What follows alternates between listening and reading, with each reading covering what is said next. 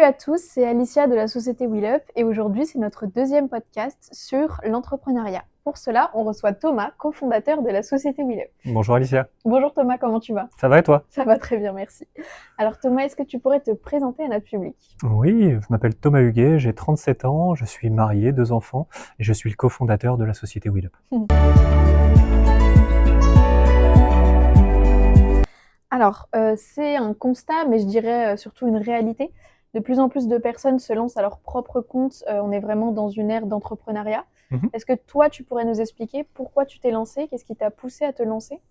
Oui, globalement, moi, j'ai fait une carrière qui a commencé assez tôt, parce que je suis plutôt un profil autodidacte. J'ai commencé à l'âge de 20 ans dans le commerce et particulièrement dans l'immobilier. D'accord. Je suis vite arrivé dans le domaine de l'aménagement d'espaces tertiaires, qui est un super domaine dans lequel je m'épanouis maintenant depuis une dizaine d'années, un peu plus. J'ai travaillé pour des grands industriels, pour des distributeurs, j'ai été manager d'équipe commerciale et au bout d'un moment, on se rend compte que dans l'ambition d'une carrière professionnelle, on a potentiellement envie de découvrir et d'amener une pierre à l'édifice un peu différente à ce domaine d'activité, Mhm. ce qui m'a motivé pour me lancer dans un projet qui est aujourd'hui WheelUp. D'accord. Et pour te lancer tout seul, est-ce que tu as eu des exemples autour de toi, des sources d'inspiration qui t'ont aidé à franchir ce cap? Alors oui, très clairement.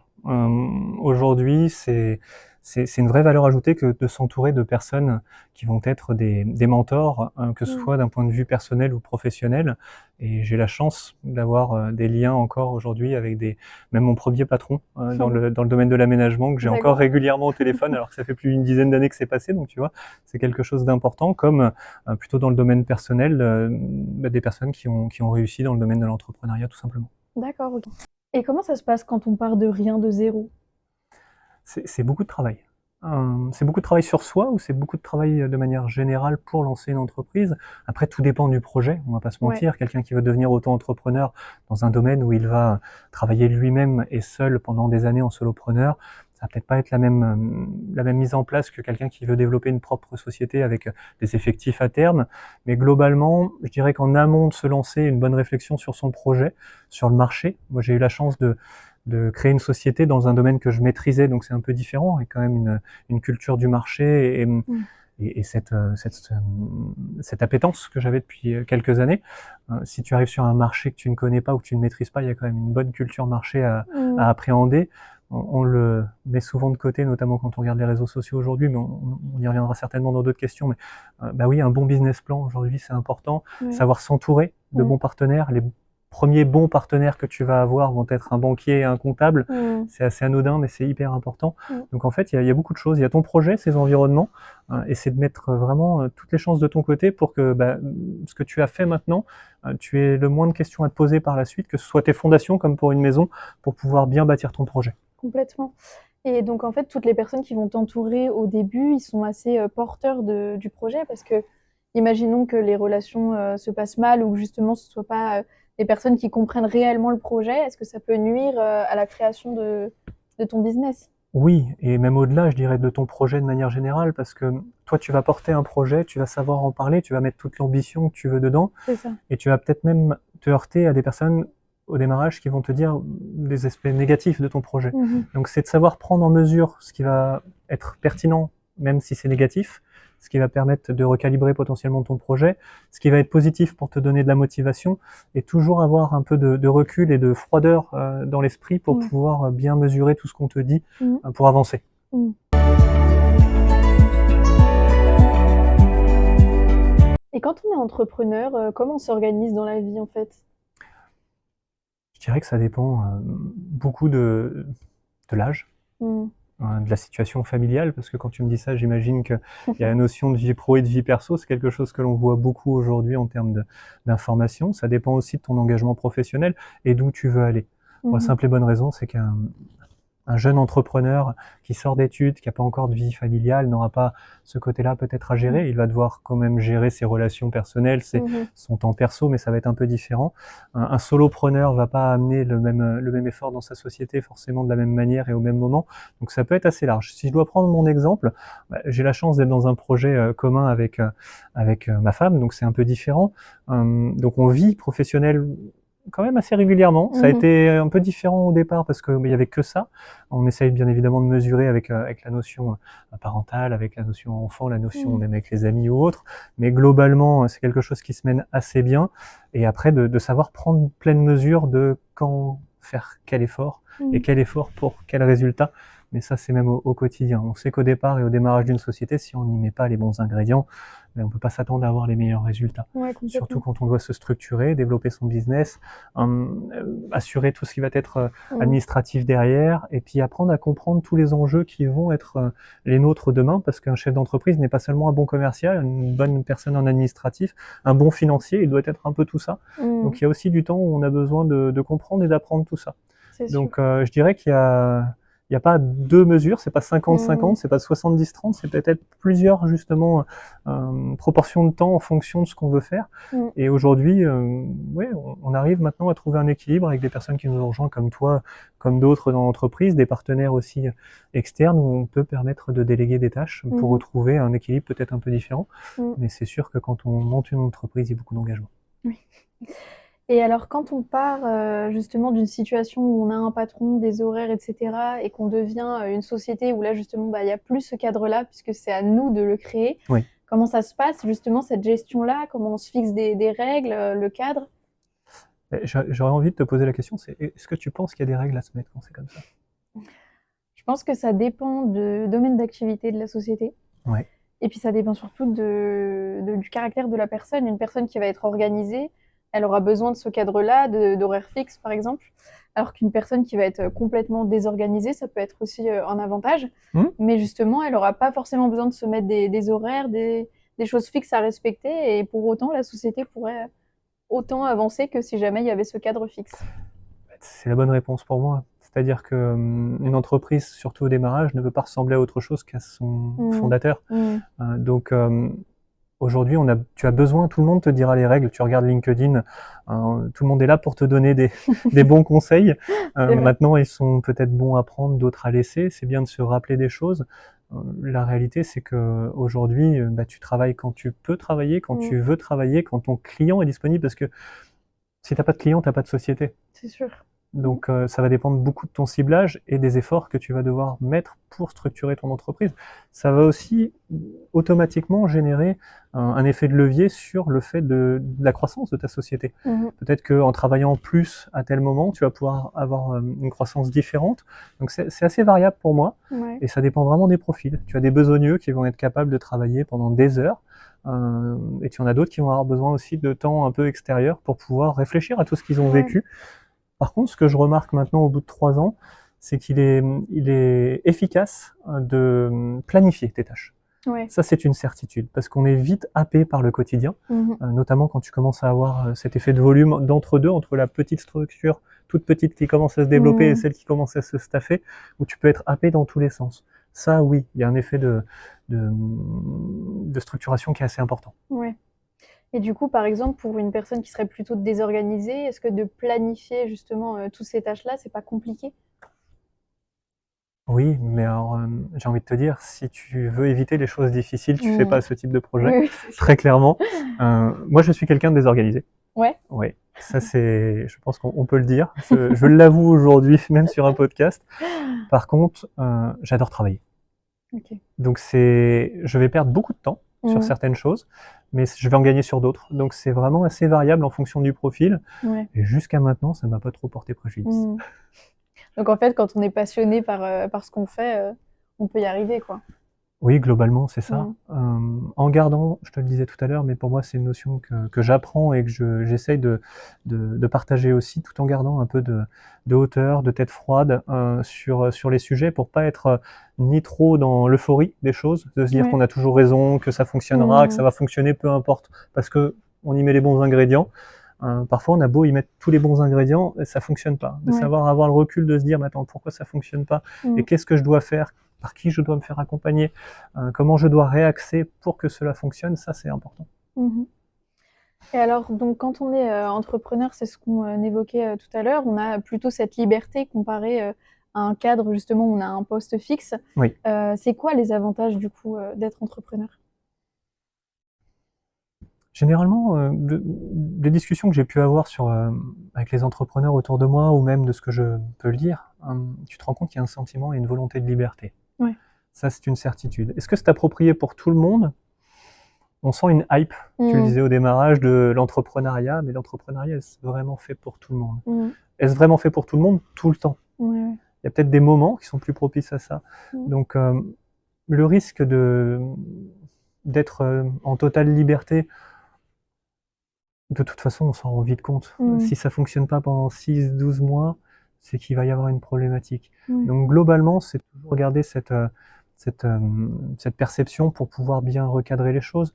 Mais pour répondre plus précisément à ta question, il y a une notion de recherche de liberté, il y a une notion pour certains qui va être d'amener quelque chose de différent sur le marché.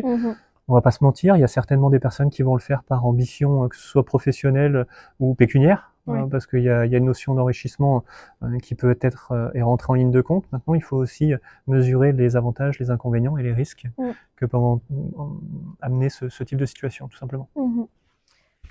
Et alors, on parle des avantages, mais évidemment, il y a aussi des risques à se lancer tout seul, notamment financiers. Faut savoir gérer son budget, tout ce qui va être justement ce rapport à l'argent quand on est tout seul, comment on fait en fait? Tu remarqueras que c'est quelque chose que je vais beaucoup te répéter, à mon avis, lors de l'interview, mais de bien s'entourer. Ouais. Un bon comptable, il va être un bon expert comptable, il va être en capacité de t'alerter sur certains points. Un bon banquier aussi, de bons amis aussi, de bons collaborateurs également, parce que quand tu vas commencer à avoir des effectifs, globalement, il n'y a plus que des risques financiers, il y a aussi des risques humains, il y a des risques beaucoup plus vastes que ça. En fait, c'est un peu, on dit souvent des enfants, petit problème, grand enfant, grand problème. J'ai envie de te dire un peu la même chose de la société. C'est-à-dire qu'aujourd'hui, si tu es solopreneur, le problème va se résoudre et va se canaliser sur ta propre personne. Ça va être des risques financiers, tu le disais, des risques de santé aussi. Si quelqu'un se met trop fort dans la société et qu'il n'est pas en mesure d'avancer comme ça peut arriver également. Ça peut être des risques familiaux, on va pas se mentir, en fonction de comment réagit la famille par rapport à tout ça, des risques d'isolement. Quand tu vas monter sur une société un peu plus staffée, oui, bien évidemment, les risques financiers vont être peut-être importants. Il va y avoir aussi des risques en interne. Enfin, les risques sont assez variables en fonction de tout ça, j'ai envie de te dire. Ouais. Et si, par exemple, on devait, sur une balance, équilibrer les avantages et les risques, tu dirais que c'est plus risqué ou qu'il y a plus d'avantages à se lancer tout seul? Dans ma position aujourd'hui, je te dirais plus d'avantages. Non pas que j'obstrue les risques, que je les mette de côté, mais globalement aujourd'hui, j'ai plus l'impression de m'épanouir et de permettre aussi la création d'un projet intéressant d'un point de vue client, d'un point de vue collaborateur par rapport aux effectifs que l'on amène aujourd'hui dans l'entreprise. Des inconvénients et des risques, il y en aura toujours. Mais quand on est salarié, il y en a également. On souhaite nous faire croire par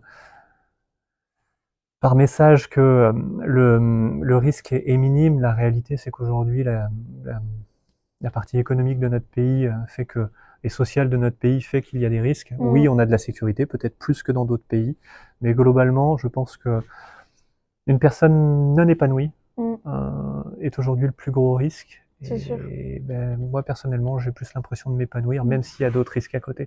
Donc c'est un peu différent.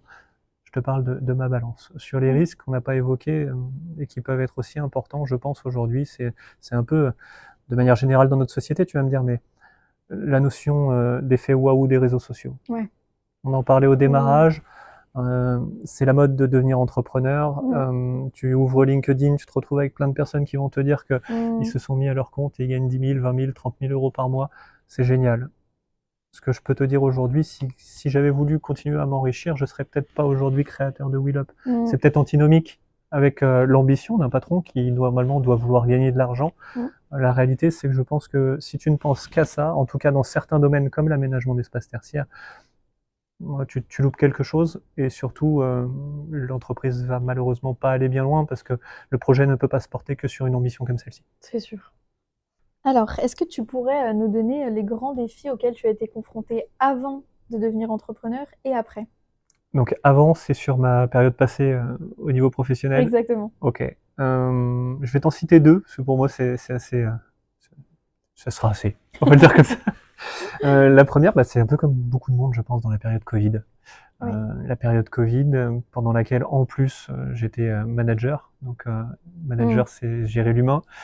Et pour rajouter un peu de piment à tout ça, la société pour laquelle je travaillais venait de réincorporer une société en difficulté, donc avec des effectifs qu'il fallait remobiliser, Mmh. et avec une société et du top management qui demandait aussi des objectifs tout simplement.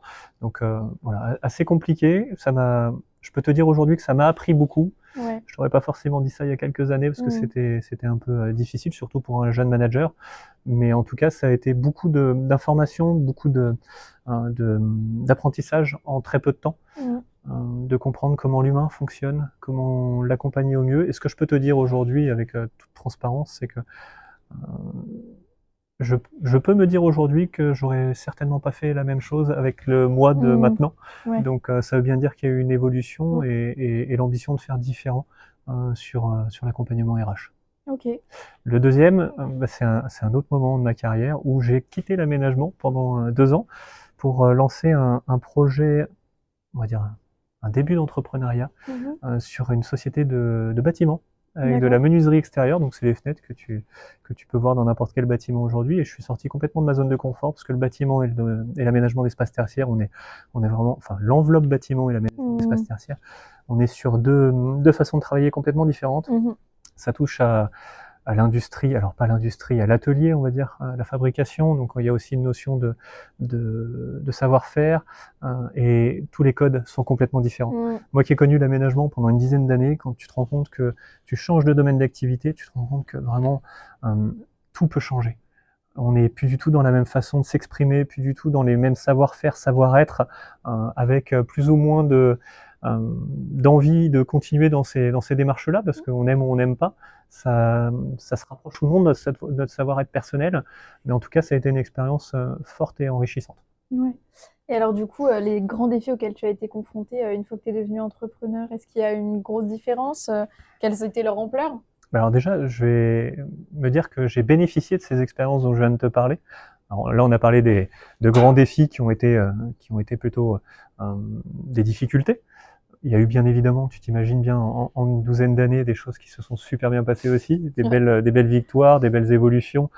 J'ai eu la chance d'avoir une carrière assez riche. J'ai l'impression de parler comme un vieux, mais j'ai encore plein de choses à faire.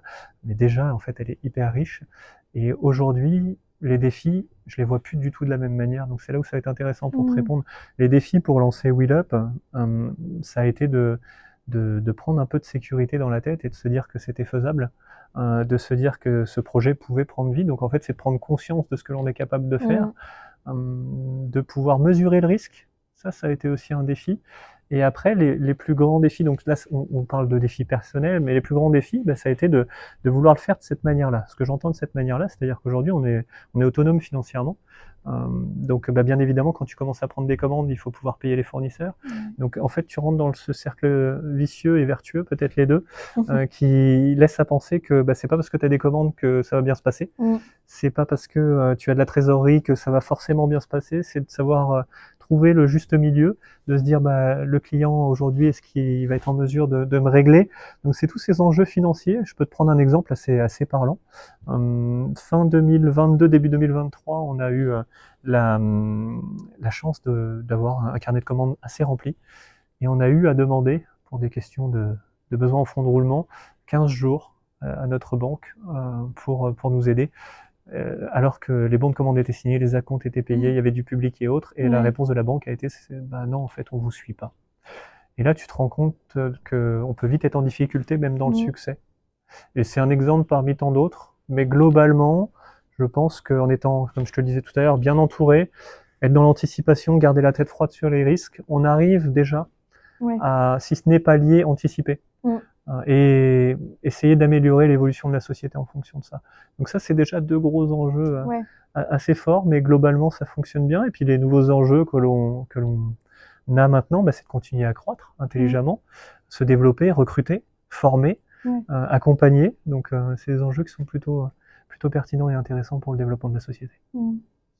Alors, par rapport à tout ce que tu viens de nous dire, j'aimerais rebondir avec toi et échanger sur deux choses. La première, c'est que quand tu parles, je remarque vraiment une grande différence, comme tu le disais, entre les défis d'avant et d'après que tu sois passé entrepreneur. Ok. Et ça, je trouve ça vraiment super et ça montre vraiment qu'il y a eu une évolution, une prise de conscience, je dirais, sur l'importance des défis qui, du coup, sont complètement différents une fois que tu as le côté c'est ma société, donc ma responsabilité, Clairement. c'est pas du tout les mêmes défis. Oui, oui, très clairement. Je pense que on peut dire assez facilement, de toute façon, quoi qu'il se passe dans ta société, c'est toi le responsable. C'est sûr. Donc à partir de là, soit tu Mm, prends en considération ce rôle, tu c'est ça. l'acceptes Mm, et tu l'assumes. Si tu ne le fais pas, ne ouais. demande pas de société. Quelqu'un qui va avoir qui va faillir dans ta société, tu en es Mm, responsable, quoi qu'il se passe. ouais, c'est sûr. Voilà, Mm, là c'est tout. Après sur quand tu es au sein d'une structure, c'est complètement différent, mm, très clairement. c'est clair. Et alors, deuxième chose sur laquelle je voulais rebondir, c'est le Covid. Tu nous en parlais. Ouais. Est-ce que pour toi, la période Covid, parce que beaucoup se sont lancés pendant cette période-là, est-ce que pour toi, pendant le Covid, ça a été, comment je pourrais formuler ça, le moment décisif où tu t'es dit j'aimerais me lancer? Est-ce que tu as commencé à y penser pendant ce moment-là ou c'est venu après? C'était bien avant. D'accord, ok. C'était bien avant.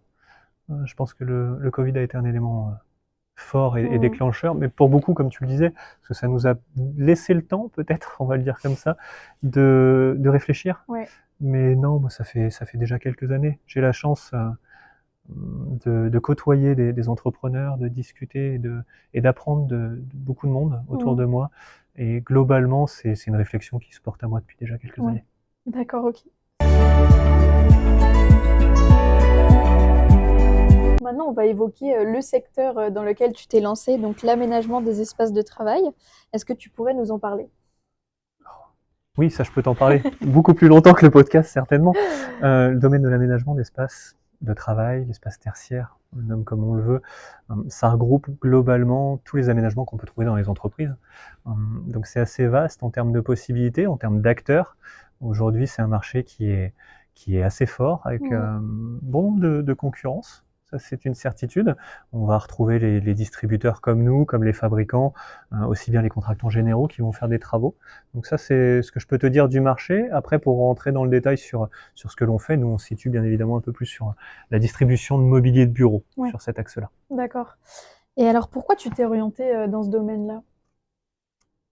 Hmm. Alors, si je dois reprendre avant l'entrepreneuriat, ça a été de l'opportunisme. Je travaillais dans un autre domaine d'activité, j'ai rencontré une commerciale de ce domaine d'activité. Son entreprise cherchait des commerciaux et ça s'est fait voilà, Hmm, comme ça. Et en fait, je me suis bien senti dedans. C'est un domaine qui est hyper agréable. On vend du bien-être au travail. ouais, c'est ça. Donc c'est quand Hmm, même assez enrichissant. Le marché, je te dirais qu'il évolue autant qu'il stagne. Beaucoup de choses assez carrées qui datent déjà d'il y a une dizaine d'années, comme ouais. il y a beaucoup d'évolutions sur le domaine en termes produits, en termes d'usage, en termes de demandes, d'attentes. Le Covid, on va y revenir, Mhm, a aussi grandement participé à l'évolution de tout ça. Globalement, c'est un super domaine d'activité où il y a encore beaucoup de choses à faire. d'accord. Ça me fait penser au précédent podcast qu'on avait réalisé avec Estelle, qui était office manager, Oui, et qui nous évoquait les transformations des espaces de travail avec le télétravail, le flex office. Donc toi, justement, en tant que société d'aménagement des espaces de travail, ça a été aussi une transformation dans la proposition bien de sûr. tous les produits? Bien sûr, c'est un grand changement, alors qui avait déjà été un peu opéré, parce que le télétravail n'a pas attendu le Covid. Oui, oui. L'évolution des postes de travail avec le Mm, flex office, avec tout ça, c'était déjà en cours. Par contre, ça a grandement accéléré les ouais. choses. Ça a accéléré les choses sur l'usage, mais je dirais pas forcément que sur cette typologie-là. Ça a eu une influence sur la partie économique, sur la partie bâtiment, sur la partie immobilier. Donc automatiquement, ça se répercute sur notre domaine d'activité. Euh, Fort heureusement, j'ai envie de te le dire comme ça, parce que nous aujourd'hui on le voit comme une force. Ben, c'est aussi au même moment que la notion de durabilité, d'aspect circulaire des choses est arrivée dans notre domaine d'activité. Donc automatiquement, ça a généré un effet de levier et une évolution du marché, et ça a accéléré aussi l'évolution de nos solutions. Ouais. Nous, notre priorité, parce qu'on est acteur distributeur, c'est de répondre à la demande. Donc si on n'est pas bon sur le fait de connaître et d'anticiper ces demandes-là, bon, globalement, on se trompe de métier. Mais aujourd'hui, on a capacité à répondre à toutes ces évolutions de marché et même à en être porteur sur de nouvelles évolutions. Pour parler un peu plus de toi et de la société WheelUp, Oui. Quelle est ta plus grande réussite après tout? Déjà de voir que cette société évolue de cette manière-là. Aujourd'hui, c'est j'ai pas envie de te dire une réussite ponctuelle parce que oui, des projets on en fait, des beaux, des petits, des grands. L'accompagnement client aujourd'hui, on a la chance de pouvoir démontrer par le biais d'interviews que tu réalises toi, que l'on peut mettre en avant aujourd'hui, que nos clients semblent plutôt satisfaits de nos services. Mais globalement, on arrive à développer et dupliquer l'ADN que l'on voulait au démarrage. Avec les personnes qui nous rejoignent, les clients qui nous font confiance, les partenaires qui nous accompagnent. Et en fait, c'est plus ça la belle réussite professionnelle, j'ai envie de te dire. Parce que des projets, on emmène, mais de garder toujours cet ADN-là, c'est une belle réussite qui, je l'espère, continue dans le temps pour pouvoir continuer à se développer de cette manière. C'est sûr. Et puis surtout dans le domaine d'aménagement des espaces de travail, si les relations se passent bien avec les clients chez qui on va aménager, c'est sûr que le projet est d'autant mieux réussi. Il l'est. Et après, notre réussite principale, c'est de pouvoir le voir à l'instant T et encore plus de le voir après. Parce que comme je te le disais, nous, l'aspect durable est au cœur de notre démarche. Et aujourd'hui, quand un client nous appelle en disant j'ai fait appel à vous, maintenant je voudrais revoir l'aménagement par rapport à ce que vous nous aviez déjà proposé et autres, c'est gage de qualité, de satisfaction, mais encore plus de compréhension de notre message. Et ça, c'est super.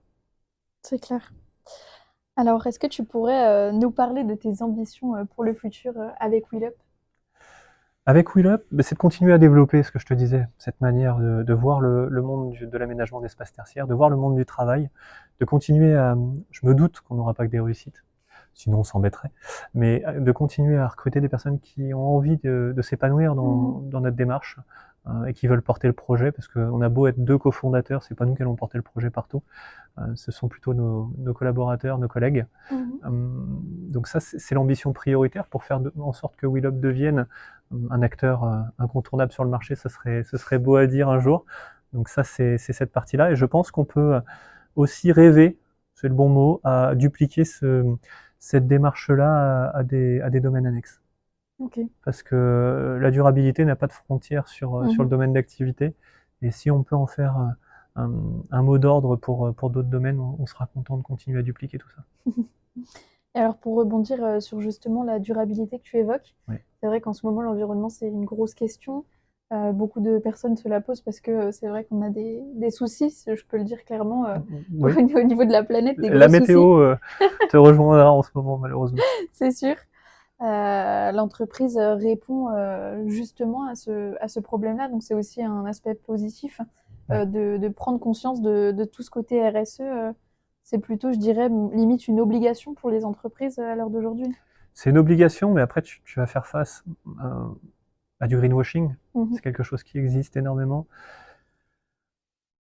Au bout d'un moment, je pense que de manière générale sur le climat, sur l'environnement, la transparence est de mise. De vouloir absolument dire on fait, mais ne le faire qu'à moitié ou sur des données qui sont tronquées, serait dommageable. Par contre, te dire je prends conscience que je ne suis pas en mesure de le faire sur tout, mais je vais essayer là où je le fais, de le faire bien, à petite échelle, avec de la transparence, c'est là où pour moi il y a de l'avenir.